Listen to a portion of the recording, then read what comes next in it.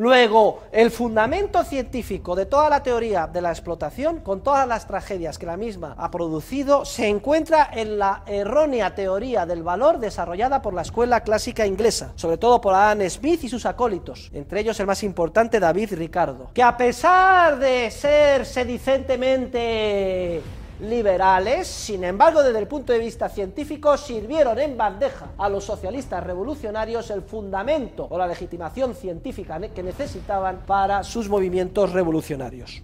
Los teóricos de la explotación pretenden que se pague a los trabajadores no el producto íntegro de su trabajo, sino sensiblemente mucho más.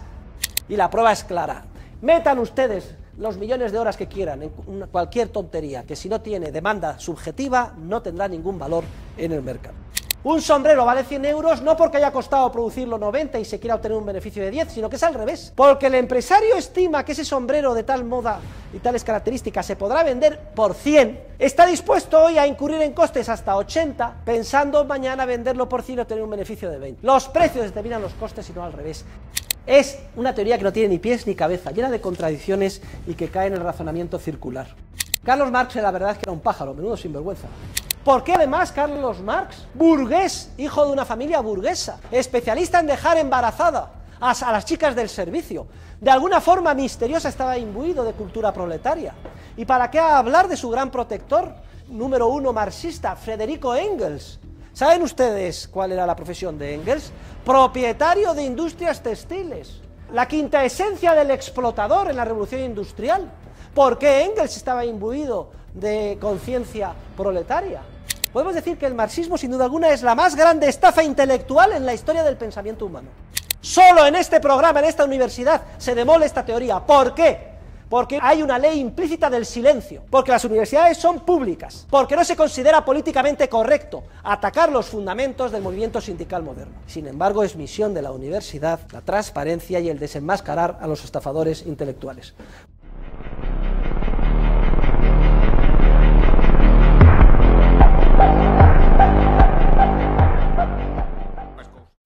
Quiero pasar ahora a criticar y demoler la teoría marxista de la explotación. Miren, la teoría de la explotación, también llamada teoría de la plusvalía, es una de las teorías con consecuencias históricas modernas más graves. Esta teoría ha sido el fundamento, o si quieren ustedes, ha apadrinado todo el socialismo moderno, desde el más radical o marxista hasta las socialdemocracias más próximas a nosotros. Todas las revoluciones con todos los conflictos y los millones de muertos que ha habido. Y me da lo mismo que sea la Primera Guerra Mundial, la Segunda Guerra Mundial, la Guerra del Vietnam, etc. Todas las revoluciones sociales, los golpes de Estado, la demagogia de todos los demagogos, me da lo mismo que sean Fidel Castro, Hugo Chávez, Hugo Morales, etc. Todo el movimiento sindical moderno se basan implícita o explícitamente en la teoría de la explotación. Y por tanto tiene una importancia vital que seamos capaces de analizarla desde el punto de vista teórico, con la caja de herramientas analítica que hemos construido juntos a lo largo del curso, sepamos si ese fundamento teórico es cierto o falso. Y vamos a ver cómo se basa todo en una gran falsedad científica, o si quieren ustedes en términos más coloquiales, en una inmensa mentira. Y esto es una tragedia porque millones de personas han muerto pensando de buena fe que defendían algo cierto y justo cuando no estaban defendiendo nada más que la mayor de las injusticias fundamentada en el más grave de los errores científicos. Porque también tiene bemoles que esta teoría ha sido refutada científicamente hace casi 150 años y que todavía la gente siga picando y creyéndola válida. ¿Qué dice la teoría de la explotación? La teoría de la explotación dice que todos los bienes económicos son fruto exclusivo del trabajo humano, pero que sin embargo los trabajadores no perciben el producto íntegro de su trabajo, sino que debido a una serie de instituciones odiosas, en concreto la propiedad privada, el contrato de trabajo por cuenta ajena, etc., dice que los trabajadores son explotados por los capitalistas que se apropian una parte importante de dicho trabajo en forma de interés, plusvalía, beneficio empresarial, etc. Bueno, pues eso es lo que dice la teoría de la explotación. Y esto es lo que a pies juntillas, implícita y explícitamente creen millones de personas. Y les mueve para salir a la calle, vociferar, hacer manifestaciones, votar partidos políticos supuestamente progresistas, mantener una legislación laboral que condena al desempleo y a la pobreza a millones, llevar a cabo políticas demagógicas de todo tipo que condenan a la revolución social y a la pobreza a países como Grecia. ¿Es cierta la teoría de la explotación? A esto vamos a dedicar los minutos que nos quedan de clase siguiendo a von Bawerk. Y lo que es trágico es que, como decía hace muy poco, a pesar de haberse demostrado la absoluta falsedad científica de esta teoría, sin embargo, muchas personas, todavía hoy millones, implícita o explícitamente la consideran correcta. Y consideran que legitiman movimientos políticos y sociales que, como ya he dicho, son enormemente perturbadores. ¿Cuál es el origen de la teoría de la explotación?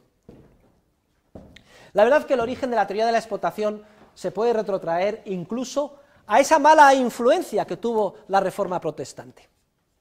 Ya el ser humano, su futuro, su destino en el más allá no depende de cómo actúe en el más acá, sino que está predeterminado.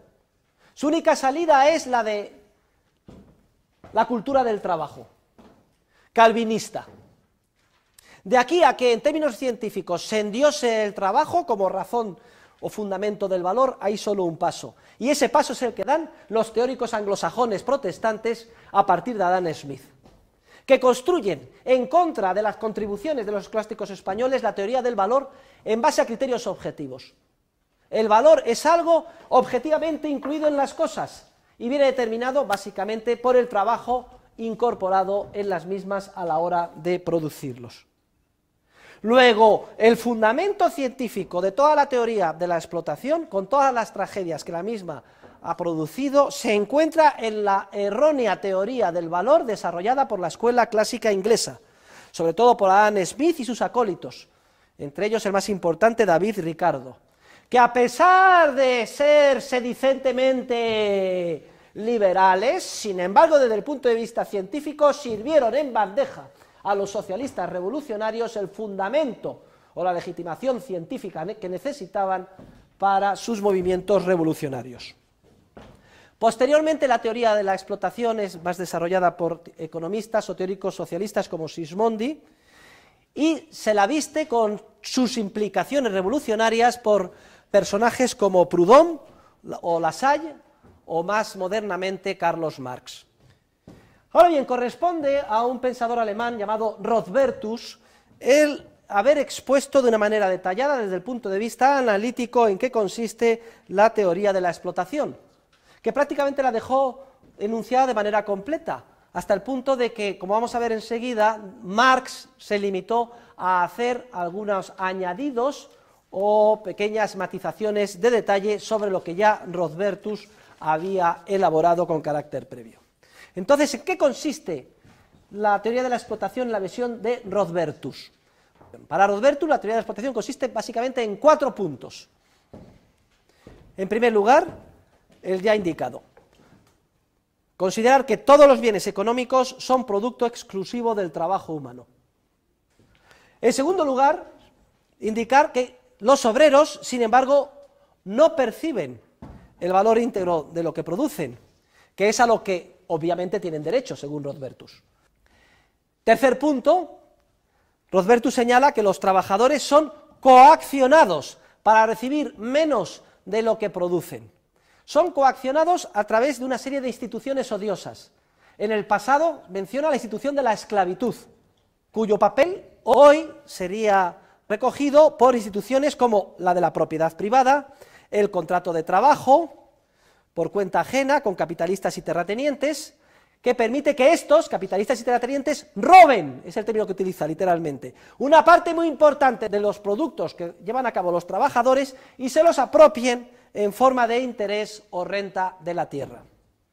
Y el cuarto punto del análisis de la teoría de la explotación de Rodbertus es el de constatar que lo que él llama valor de cambio o precio de los bienes, para él es idéntico o igual al valor del coste del trabajo incorporado en los bienes. Es decir, el precio de los bienes, el valor de cambio que llama él, el precio de los bienes, es igual al coste de producción en términos de trabajo incorporado en cada bien. Y ahora lo que vamos a hacer es pasar a criticar la teoría de la explotación en la versión de Rothbertus. Y vamos a efectuar concretamente 4 críticas. Primera crítica. Es falso que todos los bienes económicos sean producto exclusivo del factor trabajo. Vamos a verlo. En primer lugar están, por ejemplo, los bienes de la naturaleza. Todo bien de la naturaleza que sirva para alcanzar un fin y sea escaso, se convierte en un bien económico, aunque no incorpore trabajo alguno. Un diamante en el suelo en una selva colombiana es un bien económico de enorme valor, y sin embargo no incorpora trabajo alguno, más allá de agacharse a cogerlo. Una ruina, la toma de posesión de una parcela de tierra, en relación todos los recursos naturales están ahí, y tienen un valor muchas veces muy grande, con independencia de que no incorporen trabajo alguno. Pero es que además, queridos alumnos, existen múltiples bienes que incorporan la misma cantidad de trabajo y sin embargo que tienen un valor radicalmente distinto. Les voy a poner un ejemplo, siguiendo el ejemplo clásico de von Baberg. Comparen ustedes una cuba de vino joven de Valdepeñas con una cuba de vino añejo de Sicilia. Incorporan la misma cantidad de horas de trabajo, de cosechar la uva, de machacarla, y sin embargo porque uno vale 100 veces más que el otro. Simplemente porque el proceso de producción de uno lleva mucho más tiempo que el del otro, aunque incorporen la misma cantidad de trabajo. Ven ustedes, por tanto, como ya de entrada la premisa de partida de Rothbertus es errónea. Porque el periodo de producción en términos temporales, o el hecho de que sea no un recurso natural, ya ponen de manifiesto y refutan el punto de partida, que es que todos los bienes son resultado exclusivo del factor trabajo. Pero es que hay otro segundo punto esencial e importantísimo, que es simplemente recordar algo que estudiamos aquí, cuando estudiamos la teoría del capital, recuerden, antes de la teoría de los ciclos, en mi libro.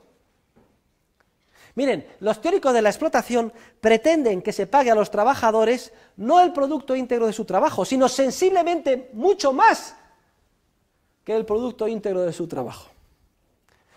Si reconocemos que todo proceso productivo conlleva tiempo, es decir, un conjunto de etapas temporales hasta que madura en el bien final de consumo, y los trabajadores contribuyen su esfuerzo productivo a lo largo de esas etapas, una de dos: o el trabajador espera todo el periodo de tiempo hasta que termina el bien de consumo y se vende, y se apropia íntegramente de la venta. En el ejemplo que poníamos en clase, me parece que era un ejemplo de producción de zapatos. Esperábamos el año y al final vendía el par de zapatos por 100 euros. Pues el trabajador es muy libre de convertirse en cooperativista o en trabajador autónomo, esperar todo el periodo de tiempo y cuando termina el proceso de producción vende los zapatos y se queda íntegramente con los 100 euros. O si quiere que se le pague ahora el resultado de su esfuerzo, su trabajo durante un mes, su contribución al proceso productivo, que solo estará terminado dentro de un año, habrá que pagarle su valor descontado de su productividad marginal, su aportación al proceso productivo, pero descontado por el tipo de interés. No le pueden pagar los 100 euros hoy de algo que solo estará terminado mañana, porque saben ustedes que 100 euros hoy, dentro de un año, son 110, si el tipo de interés es el 10%. Si, como piensan los teóricos de la explotación, hay que pagar al trabajador hoy el valor íntegro de un proceso productivo que solo estará terminado en un lejano mañana, están exigiendo que se le paguen 110 y no 100, sensiblemente más de lo que aportan al proceso productivo. Y la prueba es clara: si el trabajador quiere, que se convierta en un cooperativista, que espere todo el proceso de producción y cuando madure y venda el producto, los zapatos, que cobre los 100 dentro de un año. Pero lo que no puede pretender es que hoy, un año antes, se le paguen 100. Porque 100 dentro de un año, hoy valen 90, descontado por el tipo de interés. Luego, esa diferencia no es una explotación que se la apropie o se le robe al trabajador. Repito, que espere el proceso como trabajador autónomo o cooperativista y se haga con el resultado final cuando el mismo termine. Pero si se exige que se le pague por adelantado hoy, será el valor descontado por el tipo de interés. El tipo de interés no es una expropiación, como dicen los teóricos de la explotación, que se quita al trabajador, porque él es muy libre de ser cooperativista y esperar hasta el final, sino que es simplemente la tasa social de preferencia temporal, que recoge, como saben ustedes, la categoría que tenemos todos inserta en nuestra mente de que igualdad de circunstancias valoramos más los bienes presentes que los bienes futuros, y que por tanto solo estamos dispuestos a renunciar al presente y si es que esperamos recibir en el futuro algo más.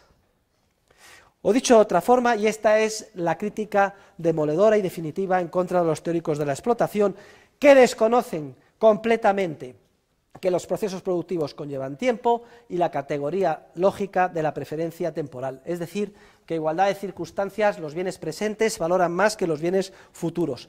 Desconocen que el interés, lejos de ser una explotación odiosa a la que se somete al trabajador, no es sino la tasa social de preferencia temporal, y que a nadie se explota cuando es muy libre de esperar el proceso productivo y hacerse con el resultado íntegro una vez que el proceso termine.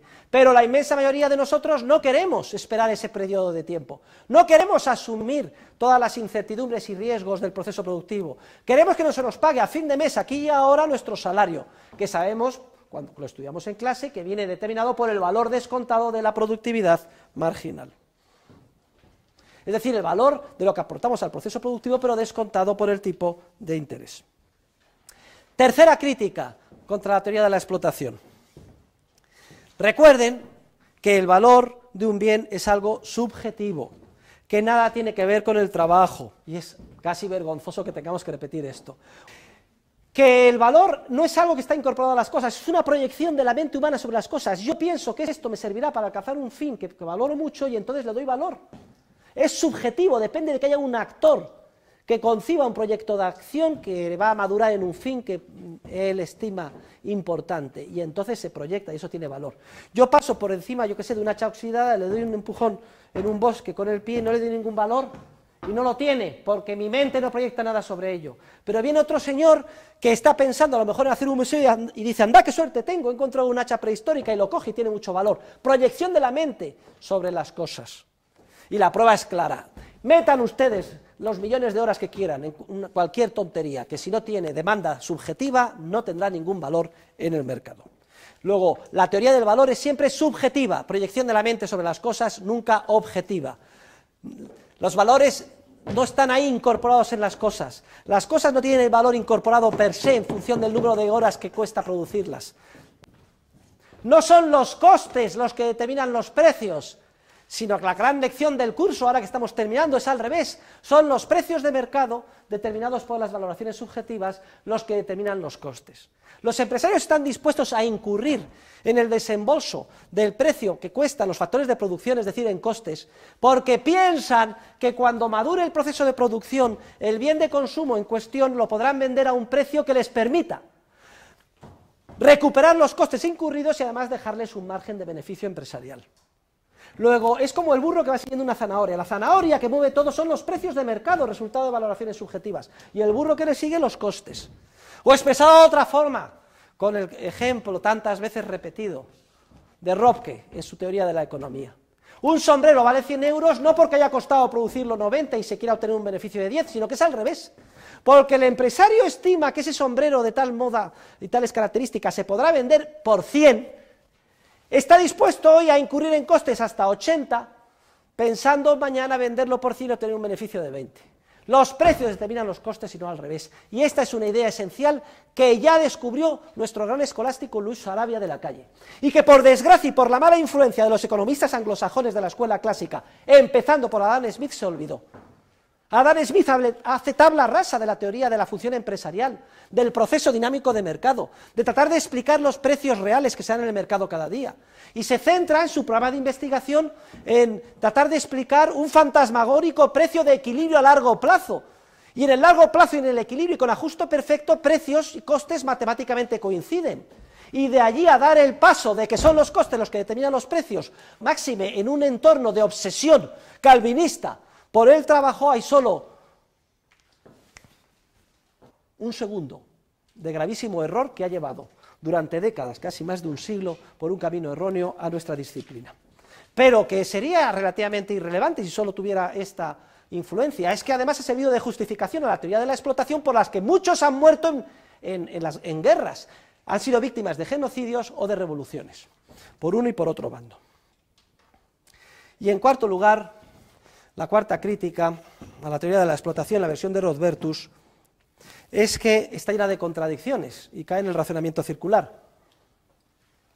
Porque si el valor de los bienes viene determinado por el trabajo, ¿qué es lo que determina el valor del trabajo incorporado? Y contestan, el de los bienes necesarios para que se reproduzcan los trabajadores. Es decir, el valor de lo que yo me como, me visto. Ah, y eso del valor de que usted come y viste, ¿qué lo determina? El valor de trabajo de producirlo. Entonces, ¿qué es antes, el huevo o la gallina? O nos retrotraemos hacia atrás, una especie de teorema regresivo, y llegamos hasta aquel primer momento en el que un trabajador desnudo cogió una cosa, pero ya tenía valor si no había ningún trabajo incorporado. No, es que proyectó sobre un fin. Es una teoría que no tiene ni pies ni cabeza, llena de contradicciones y que cae en el razonamiento circular. Aparte que Rodbertus razona de la siguiente forma. Dice que la plusvalía depende del trabajo incorporado. Pero nosotros sabemos que hay bienes que incorporan la misma cantidad de trabajo con una plusvalía o interés muy distinto. Por ejemplo, el vino joven y el vino añejo incorporan la misma cantidad de horas de trabajo y sin embargo uno vale mucho más que otro. ¿Por qué? No es capaz de explicarlo. No es capaz de dar ninguna explicación satisfactoria del por qué, como explica von Baberg. Bueno, pues hasta aquí la teoría de la explotación de Rodbertus. Vamos a ver qué aporta Carlos Marx. Miren, Carlos Marx la verdad es que era un pájaro, menudo sinvergüenza. Desarrolla su teoría sobre el valor, el interés y la explotación en 3 plumbeos volúmenes que titula con el nombre de Das Kapital, el capital. El primero se publica en 1867, antes de la revolución subjetivista de Karl Menger y de la escuela austriaca, que fue 4 años después, en el 71. El segundo se publica en 1885. Y el tercer volumen se publica con carácter póstumo, ya muerto Marx, en 1894. Ven, casi un periodo de 30 años. La teoría de la explotación en su versión marxista está recogida en los volúmenes primero y tercero. La verdad es que se da cuenta Marx de que carece de teoría y está llena de contradicciones y él promete dar respuesta a las mismas en el tercer volumen y hay una gran expectación de que va a escribir en el tercer volumen, sobre todo cuando muere. Y ahora vamos a ver la enorme decepción una vez que van sus seguidores a leer el tercer volumen, a ver si está solucionado las insuficiencias que se habían puesto de manifiesto en el primer volumen. Pero antes de llegar a esto, me gustaría señalar cuáles son las innovaciones de Marx respecto de Rodbertus. Vamos a señalar concretamente 6, porque la teoría de Marx es la de Rodbertus con estos 6 detalles. Primero, utilizar la llamada metodología dialéctica. Esto está tomado de Hegel, que se inventa una forma de razonar que vale para todo. Tesis, antítesis, síntesis. Es una explicación dialéctica que se aplica para explicar la evolución de la historia, por ejemplo, o incluso explicar la concatenación de los silogismos desde el punto de vista filosófico. Luego, metodología dialéctica es una de las peculiaridades de Marx, que lo toma de Hegel. Segundo, Marx, que era muy listo, no tenía un pelo de tonto, quiere inmunizarse a las críticas y entonces dice que lo que él trata de descubrir es el valor no de los bienes económicos, sino el valor de las commodities en inglés, es decir, de las mercancías. Y luego, en una parte y en pequeñito, ¿saben ustedes cómo define las mercancías? Dice, las mercancías son los bienes producidos por el trabajo. Fíjense ustedes qué zorro, para evitar que le criticaran diciendo que hay muchos bienes económicos que no son producto del trabajo. Dice, voy a circunscribir mi teoría a explicar cómo se determina el valor de los commodities o mercancías que son aquellos producidos por el trabajo. En tercer lugar, Marx se apoya en la autoridad de Aristóteles. Fíjense ustedes, Aristóteles, con lo brillante que fue en todo, sin embargo cometió gravísimos errores en el ámbito de la economía. Esa igualdad que dice Aristóteles que hay en todo cambio. Según Aristóteles, cuando se cambian dos cosas es porque hay un común denominador en ellas. Y entonces Marx se apoya en Aristóteles y dice, si ya lo decía Aristóteles, cuando se cambian dos cosas hay un común denominador. ¿Y cuál es el común denominador? La cantidad de trabajo incorporado en las mismas. Podría haber utilizado otro común denominador, el peso, el valor subjetivo, pero utiliza Marx, que es muy listo, el trabajo porque es lo que le interesa, a efectos de la revolución social que quiere legitimar desde el punto de vista científico. En cuarto lugar, cuarta aportación peculiar de Marx, es indicar que la plusvalía se obtiene, es decir, la cantidad que se explota al trabajador se obtiene haciéndole trabajar más horas sin remuneración. Esto es importante, ¿eh? Porque esta peculiaridad de Marx, de que se le explota, usted trabaje 3 o 4 horas y no le pagamos nada, explica en gran parte y alienta todo el movimiento sindical moderno hacia la reducción del número de horas de trabajo, porque la intuición de los sindicalistas y los trabajadores de que así se les explota menos si se les hace trabajar menos horas. Tiene su origen en esta peculiaridad de Marx. En quinto lugar, otra peculiaridad de Marx, la teoría del polilogismo. Marx quiere establecer un cinturón protector contra la crítica ajena y se le ocurre la teoría del polilogismo. Todo el que me critique es que es burgués y por tanto no está imbuido de la lógica proletaria. Con lo cual ya estoy inmunizado ante cualquier crítica científica. Lo que está diciendo ahora el profesor Huerta esto en clase no vale para nada porque él es burgués y no está imbuido de la lógica proletaria. En sexto lugar, Marx también, que era muy listo, dice, no hay que pensar cómo funcionaría el socialismo. Si la lógica hegeliana nos demuestra que la propia evolución de los acontecimientos inexorablemente acabará con el capitalismo y el socialismo llegará y caerá como una manzana madura, ¿para qué pensar cómo va a funcionar el socialismo? Cualquier persona que intente pensar cómo funcionará el socialismo el día de mañana es anticientífica, porque no hay salida al triunfo del ideal revolucionario socialista. Y en séptimo lugar, especifica que ese triunfo se producirá a través de un proceso de continua concentración capitalista. Las empresas se concentrarán en monopolios o trusts cada vez más grandes, de manera que cada vez habrá más pocos multimillonarios y una masa de millones creciente de proletarios hasta que las fuerzas de la historia y de la sociedad llevarán a la revolución inexorable y al triunfo de la dictadura del proletariado y del nirvana socialista. Toma del frasco, Carrasco. Bueno, esas son las peculiaridades de Marx, brevemente reseñadas. Vamos a ver ahora la crítica a la teoría de la explotación de Marx. Son aplicables a Marx las 4 críticas ya vistas a la teoría de la explotación en versión de Rodbertus. Pero aparte de esas 4, que son contundentes y definitivas, tenemos que mencionar las 5 siguientes. Primera, es falso que todo cambio implique igualdad. Todo lo contrario, ya lo hemos visto en clase.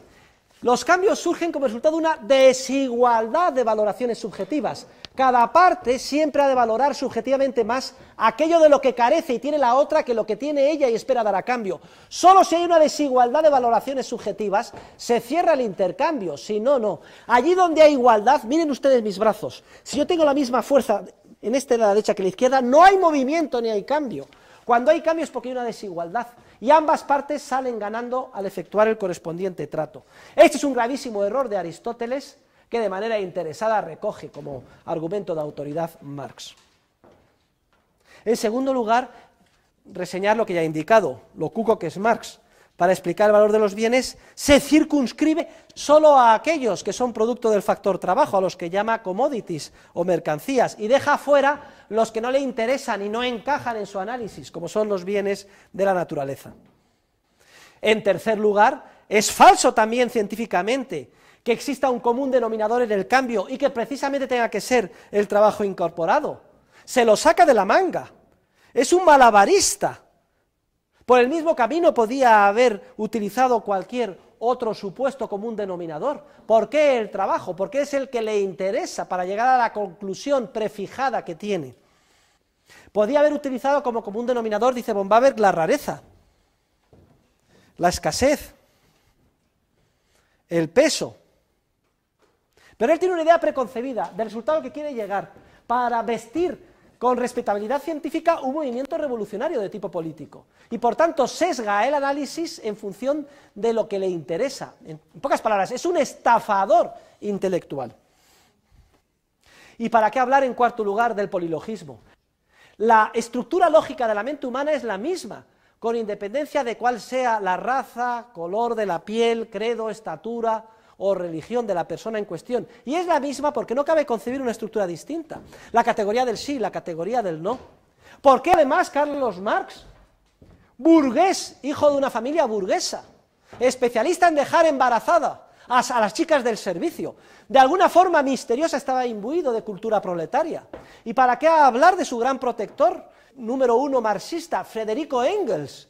¿Saben ustedes cuál era la profesión de Engels? Propietario de industrias textiles, la quinta esencia del explotador en la revolución industrial. ¿Por qué Engels estaba imbuido de conciencia proletaria?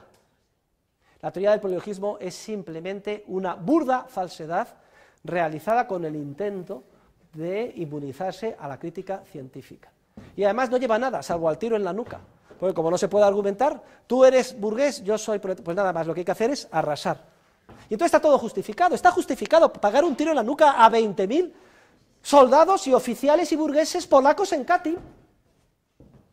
No nos tiene que temblar el pulso, ni ninguna consideración moral, porque son de otra raza, de otra clase social, de otro credo. El máximo de la inmoralidad, elevado a la vestimenta de la respetabilidad científica. Y el círculo se cierra con las críticas de von Mises. ¿Qué es eso de que no se puede científicamente pensar cómo funcionaba el socialismo? No sea usted un estafador intelectual, Marx, es que el socialismo no puede funcionar, porque es imposible organizar desde arriba la sociedad en base a mandatos coactivos, porque el órgano de planificación no puede hacerse con la información que necesita para dar un contenido coordinador a sus mandatos. Y es falsa, además, el proceso de concentración capitalista. Eso de pensar que se van a fusionar las empresas en monopolios cada vez más grandes. Hay un límite a la posibilidad de crear empresas cada vez más grandes, que viene determinado precisamente por el cálculo económico. Si se integra verticalmente toda la empresa y se pierde la información de los precios de mercado, esa empresa inmensa ya no puede ser gestionada por sus gestores. Es como si fuera un pequeño Estado. No puede competir frente a una constelación de pequeñas pymes, compitiendo en el mercado y fijando precios. Está tasado, hay una ley en el mercado que tasa el límite máximo de concentración empresarial, con lo cual ese proceso inexorable desde la perspectiva marxista y hegeliana de concentración capitalista no se lleva a cabo. Bien, estas críticas más o menos elaboradas se efectuaron al primer volumen de Marx y entonces quedaron denodados todos los discípulos. Marx prometió que en el tercer volumen iba a dar contestación y el muy cuco se murió sin dar la cara, pero dejó escrito el tercer volumen que publicó Engels, y todos fueron raudos a leerlo, a ver la contestación prometida en qué consistía. ¿Y saben ustedes en qué consistió la respuesta? Grandísima decepción. Marx reconoce ya que los bienes los intercambian en función del trabajo incorporado en el mercado, lo cual es obvio. Pero no reconoce que hay una contradicción y que su teoría se desmorone, sino dice que las desviaciones que se observan en la realidad se compensan unas con otras, y se queda tan pancho. Lo que está diciendo Marx es, reconozco que toda la teoría es una cosa burda, en el mercado no se intercambia como yo digo, que no es el coste del trabajo el que determina el valor de las cosas, pero las diferencias de más se compensan con las diferencias de menos. Como si dijéramos, se cambia en base al peso. Oiga, qué barbaridad es eso de que se cambia en base al peso en el mercado. Será una onza de oro por 50.000 de hierro.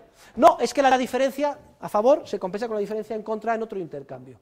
En pocas palabras, con este argumento yo puedo llegar a justificar lo que me dé la gana como base del valor. El peso, el trabajo, etc. Simplemente cualquier justificación, por absurda que sea, según Marx quedaría legitimada porque las diferencias en un sentido se compensarían con las diferencias en otro sentido en términos agregados. ¿Cuál es la conclusión de la teoría marxista? Y en general de la teoría de la explotación. La conclusión es que es una teoría científicamente falsa, radicalmente falsa. Pero lo más grave es que llegamos a descubrir que hay una absoluta falta de honestidad científica por parte de sus cultivadores y especialmente por parte de los marxistas. Ellos tienen, como decía antes, una idea preconcebida. Ya saben a dónde quieren llegar, ¿para qué? Para fomentar una revolución social. Aunque saben que es falsa esa ciencia. Podemos decir que el marxismo, sin duda alguna, es la más grande estafa intelectual en la historia del pensamiento humano. realmente una estafa intelectual. Y no es una cuestión baladí, no estamos hablando de que te estafen dinero, estamos hablando de millones de personas que han muerto injustamente, de tiros en la nuca, de campos de concentración y de genocidios. Todos ellos tienen una base intelectual, y es misión de la universidad desenmascarar estos errores, y responsabilidad de ustedes, no pueden inhibirse ninguno, si no tendrán que responder el día de mañana por ello. A ser personas responsables, a estudiar, a analizar y a tener los argumentos. Y siempre que escuchen el más mínimo argumento marxista o socialista, saltar inmediatamente como un resorte y demoler intelectualmente, siempre intelectualmente, al opositor. Esa es su misión y su responsabilidad. Yo se lo doy a ustedes, me dejo la piel en las clases, les paso a ustedes el testigo, pero ahora es responsabilidad de ustedes, de que lo enriquezcan, lo estudien, lo continúen, y generación tras generación, porque si no, la civilización puede desaparecer, resultado de estas estafas intelectuales. Es aquí en las universidades y en los centros de pensamiento donde se fraguan o bien los mayores genocidios o donde se impulsan los mayores crecimientos de la civilización. Siempre resultado de las ideas. Y las ideas se estudian, se cultivan, se hacen avanzar en la universidad. Miren, Sombart, otro socialista famoso, reconoce que la teoría de Marx es falsa, pero dice que es una forma de interpretar la realidad y que tiene efectos positivos políticos. Oiga, para interpretar la realidad bien, la teoría tendrá que ser correcta. Y usted también es otro estafador. O sea, a usted le da lo mismo que la teoría sea cierta o falsa, lo que quiere es un objetivo político. Pegar un tiro a la nuca al opositor y ponerse usted e imponer su idea de la sociedad, su Lenin. Bernstein viene a decir algo parecido. Dice, la teoría es falsa, pero es un hecho que en la realidad se explota. ¿Cómo que es un hecho que en la realidad se explota? Es usted el explotador, demagogo, que está engañando, y sobre todo a los más pobres, a aquellos que se encuentran en una situación social más desfavorecida y que pueden ser más fácilmente víctimas del engaño y de la demagogia. ¿Por qué, si una teoría es falsa, ha tenido tantos adeptos hasta hoy, y todavía hoy sigue teniendo tantos adeptos? Pues miren, queridos alumnos, porque en general los seres humanos tenemos una naturaleza muy específica, muy curiosa. La gente cree lo que le gusta creer. Habla y piensa más con el corazón que con la cabeza. Ya lo saben, si hacemos una votación, ¿quién está a favor de que nos aumenten al doble las vacaciones y nos suban al doble el sueldo? Todo el mundo levanta la mano. Nadie piensa. Y si nos la garantiza Papá Estado, tanto mejor. ¿Y por qué no nos van a dar gratis la educación y el transporte y los libros de texto? Todo. Que nos den gratis todo y que nos suban el sueldo al doble o al triple. ¿Y por qué solo al triple? ¿Y por qué no vamos a jubilar a los 67, a los 65? ¿Y por qué no a los 60? ¿Y por qué tenemos que trabajar? No se trabaja. Que Papá Estado se ocupe de todo. La dictadura del proletariado, el nirvana del paraíso socialista. Y luego también quiero hacer un mea culpa en relación con la clase de los economistas. ¡Qué vergüenza que en la Universidad Española no se explique, no sea obligatorio la inclusión en el programa, en todas las disciplinas de economía, de la crítica de la teoría de la explotación! Solo en este programa, en esta universidad, se demole esta teoría. ¿Por qué? Porque hay una ley implícita del silencio, porque las universidades son públicas, porque no se considera políticamente correcto atacar los fundamentos del movimiento sindical moderno. Sin embargo, es misión de la universidad la transparencia y el desenmascarar a los estafadores intelectuales.